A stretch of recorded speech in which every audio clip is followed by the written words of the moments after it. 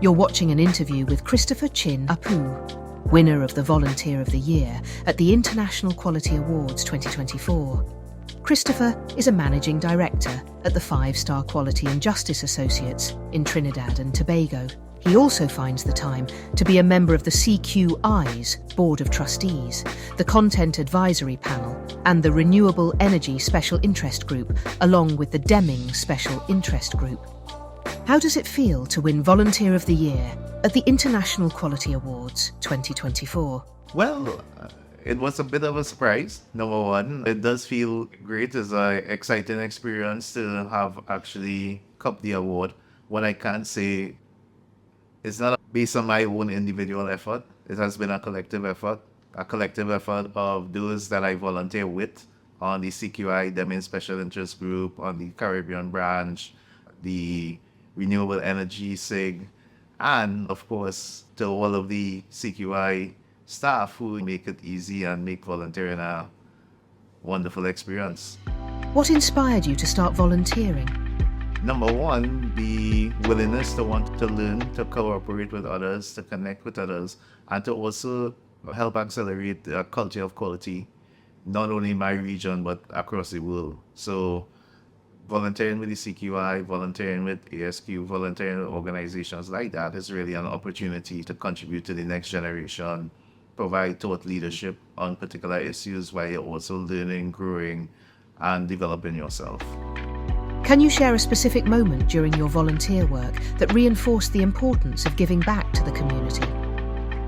I can share specific examples, but in particular, what really stands out for me is when you get feedback coming from a webinar or sometimes even a face-to-face event, and you get direct feedback from next generation quality professionals, sometimes even experienced quality professionals, when they share their feedback and their insights in relation to these particular topics that we may present at times. That in itself brings to me that importance of why it is important to give back, why it's important to contribute, why it's important to write articles and to help the quality profession to grow and to improve and so on. How do you balance volunteering with work and life?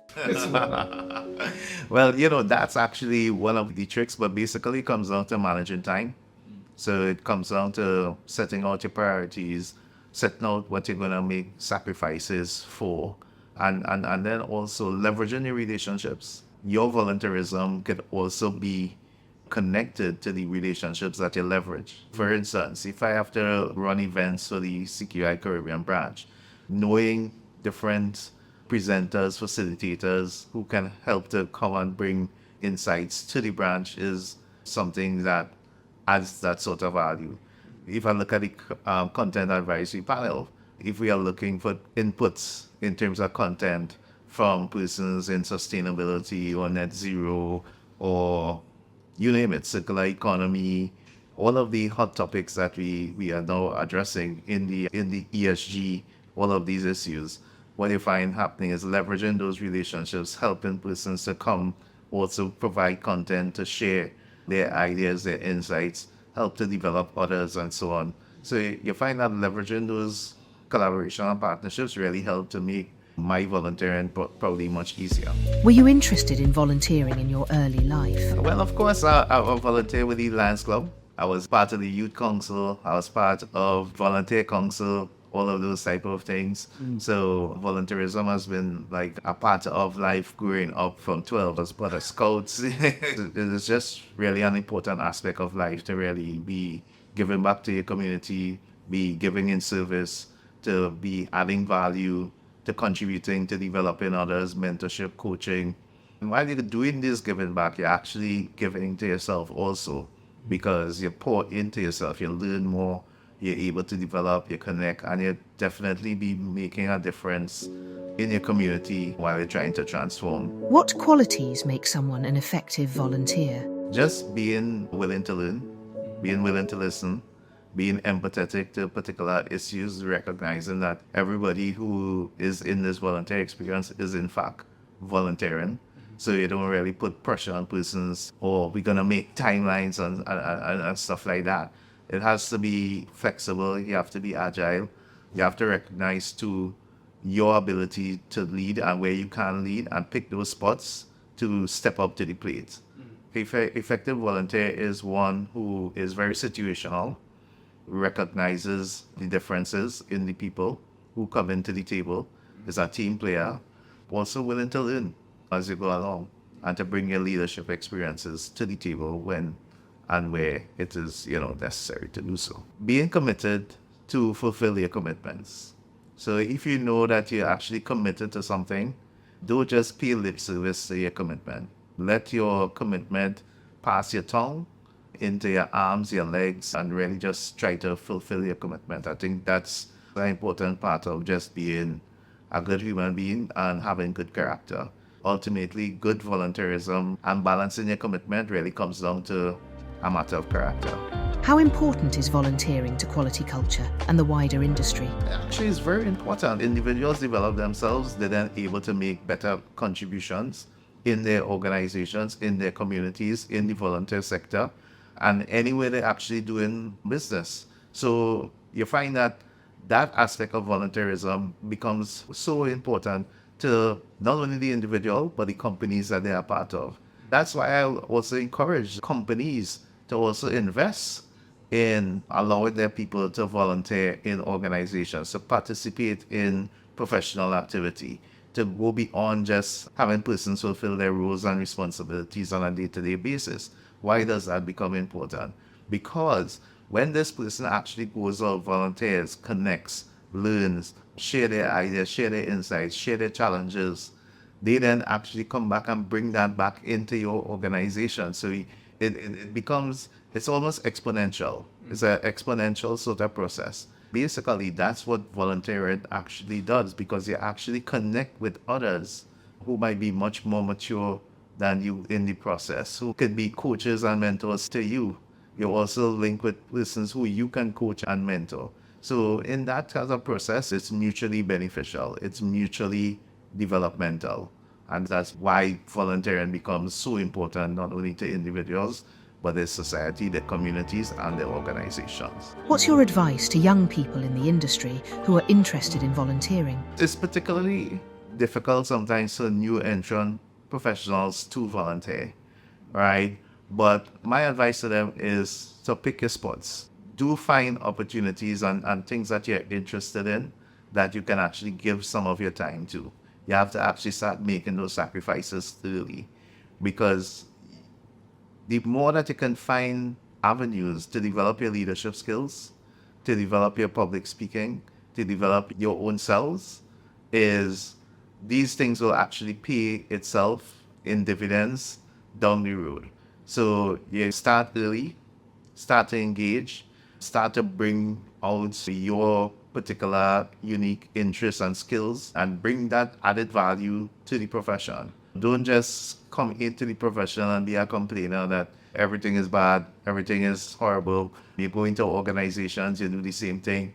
Instead, be transformative. See how well can I be a source of inspiration to others, or how well I can help to transform, to develop my organization, to develop myself as an individual, because that's where the transformation actually starts.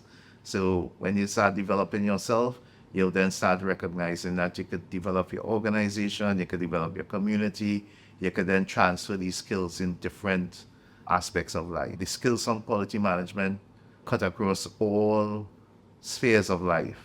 It really is rooted to develop yourself and to make that sort of contribution. What was your first step into the quality profession? So my first step into the quality profession, it's really difficult for me to answer that, because I feel like I've always been in quality. I took a very intentional decision to actually get involved and to invest myself in terms of quality development, quality learning, quality knowledge. I was originally within the prison services of Trinidad and Tobago. Very early, I was one of the persons who was involved in facilitating organizational change and transformation. It started off with me being a facilitator of all of these steering committees and anything to do with transformation I was involved in. In doing that, you're then required to develop yourself in terms of qualifications and certifications in quality. So basically started on that journey. And as I grew into that journey, me recognizing that, hey, it cannot just be about developing myself. I was kind of at the core of transforming the face of training opportunities for middle management, for leadership, for many individuals that cuts across the system, because we just really transferred to take a more systemic approach to dealing with organizational transformation. Then I also went on to be in a new system facilitator in the Ministry of National Security, what we call our Ministry of Public Administration and Information.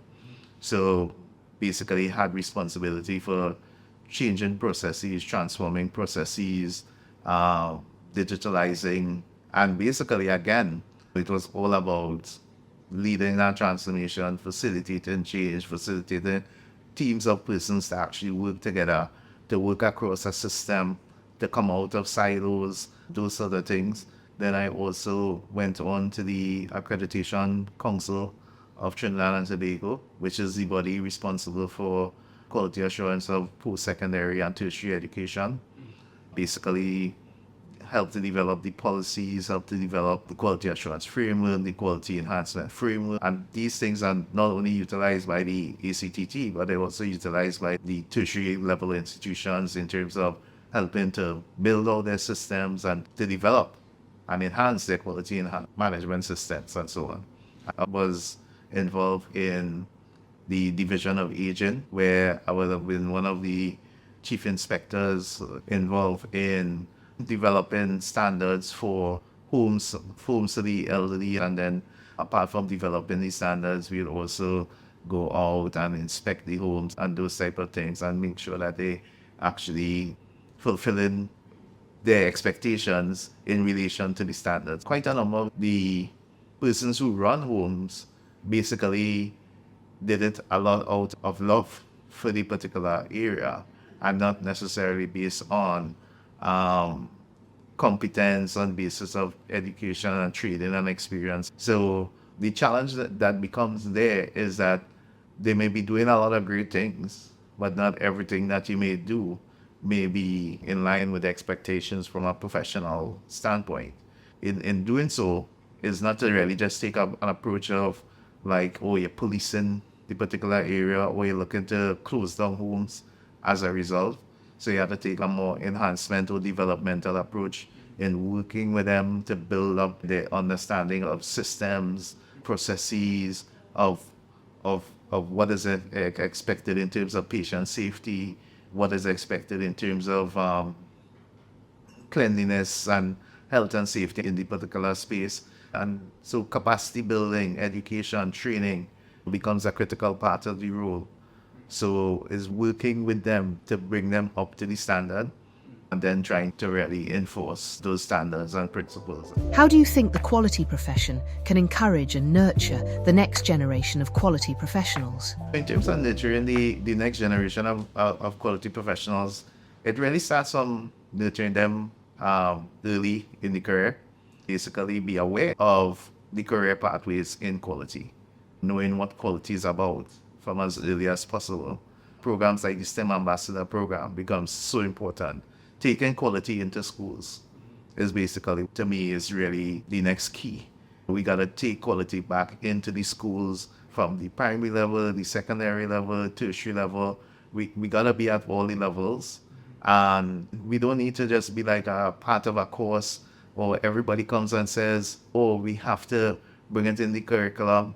I think persons have to gain a greater appreciation for quality in everything that they do. Because quality then cuts across everything within the curriculum. So making that connection as to what's a quality curriculum, what's a quality student experience, what's quality teaching and learning, that for me is one of the places to start. Another place to start is also looking at roles that are doing quality that don't necessarily have quality in the title. Quite often, everybody thinks that quality is about the quality department or the person with the quality in the job title.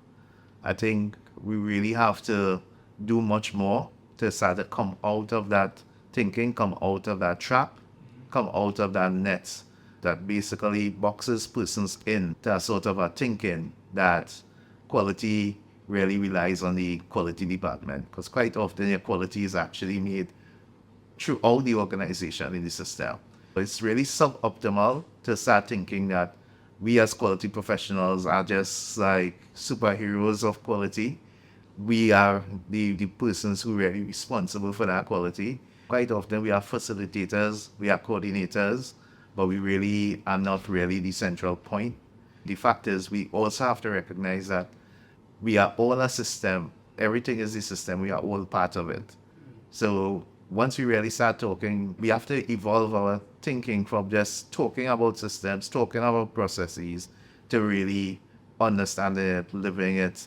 And then the third thing is we need to do more communication, and not communicating to, but actually engaging, working with, providing opportunities for the next generation of quality professionals to share their ideas, to share their insights, to encourage others, to highlight what the career path has been like. We have to provide those opportunities for them. So that is part of that communication. But then we also can't take it as an event. These type of things. People will say, well, oh, we have quality week, or we might have career week, or we might have next gen week, and all these type of things. That's a kind of event-based approach. But what you really need is a sort of ongoing engagement, ongoing platform. And we, even in the profession, need to probably do much better at formalizing the mentorship systems, developing the mentors to even be better mentors, to better facilitate that coaching, that support, that mentorship of younger quality professionals. You were the first member in the Caribbean to achieve CQI fellowship. What motivated you to do that, and how is your achievement helping to inspire others? I believe that others, because of my fellowship, a number of others have sought out to become chartered professionals, and I do know that we soon have probably more applications. I never really given much thought that to say like you just being the first and so on. It wasn't really a matter for me about being the first. It was really about finding another opportunity to add value, to develop my own self, to take that opportunity to benchmark yourself against criteria set by the profession, and finding another way to gain recognition for your contributions, and to also express that sort of commitment towards making future commitments and future contributions to the profession. That's where ultimately fellowship comes down to. Fellowship comes down to being a person who is going to be open to continuing that developmental track, to committing to working with others, to mentor, to coach, to support, to be a support system to others. Ultimately, that's what basically motivated me to pursue the fellowship track. You have so many volunteer roles within the CQI. Are there any that bring you particular satisfaction? Out of all of the roles, I particularly like being a part of the Deming Special Interest Group, the Content Advisory Panel. I want to encourage other professionals, the opportunities there right now for the Content Advisory Panel, to throw your hat in, come help to shape. We want to hear your views. We don't only want to hear my voice. We don't only want to hear my perspectives. We don't only want to hear the perspectives of those that I know or the members of the panel know. We really want to have a broader content. We want our content to connect with the audience. We also want to find ways that the audience could better interact with our content in the different forms and formats, and also engage with us. We also want to start to see more members in the profession being happy to connect with the content and not feel like, oh, it's really just part of the job. You're not just interacting with quality related content because it's part of your job. It's part of what you really love to do. It's part of your true passion. So you're willing to share it, you're willing to connect with it, you're willing to engage on it.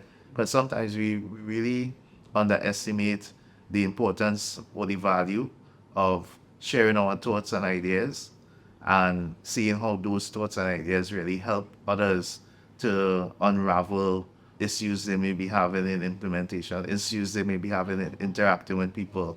In quality, quite often people believe that the quality system is just the system that they document and so on, and they fail to interact with people.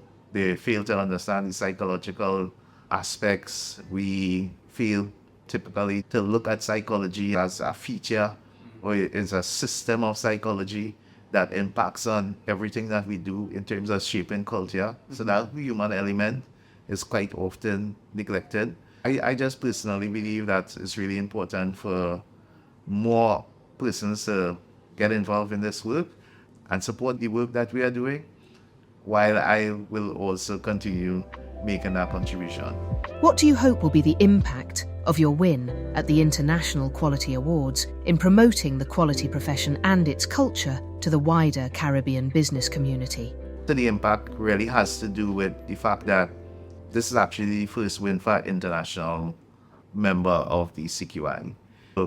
So in the first impact, I wanted to relate to that the CQI global presence right now have as a main sort of articulated goal. So it's something we want to be intentional about, right? So that level of impact is actually there. The second level of impact I definitely would like to see too is this level of impact that recognizes that the awards are not reserved for persons from the UK or persons from Dubai, or anywhere else across Europe. Persons from the Caribbean also have an equal opportunity and an equal footing. For me, this award came as a surprise because I was actually nominated. I did not even know I was nominated. So when I actually got the call, it was like a big surprise to me because I was there thinking that I'm coming on that call to do work related to the trustees stuff, something really important that they want to discuss. I was like, wait, boy, I look at the time. Charlie wants us to do this. All right, don't worry. We'll make it happen. And then I come to the meeting and it became a surprise. But the impact that I really wanted to have is this recognition by other members of the branch, by others everywhere who might be coming in from places that are not the UK and so on. This is truly global. We all have the opportunity to actually volunteer, to support, and your volunteerism will be recognized. And even beyond, because, it's not like I really need the award to say, well, I have to continue to volunteer, because I volunteer anyway. My wife does say that, oh, you is a chronic volunteer. But honestly, the last and final impact that I would like it to make is I would like it to help to contribute in terms of the personal recognition, but this ability to even better advocate for and on behalf of the CQI, to make the connections as we continue to talk about engaging stakeholders of other professions and so on. So basically, that's where I would like to see this impact really helping us to achieve our mission, vision, and stated purposes. That's my definition of impact and how I hope that this award really helps the CQI to really achieve that sort of impact. And I think that probably would have gone into the judges' minds too in making a decision also. You've been watching an interview with Christopher Chinapoo, winner of the Volunteer of the Year at the International Quality Awards 2024. Explore more content on the Quality Learning Hub.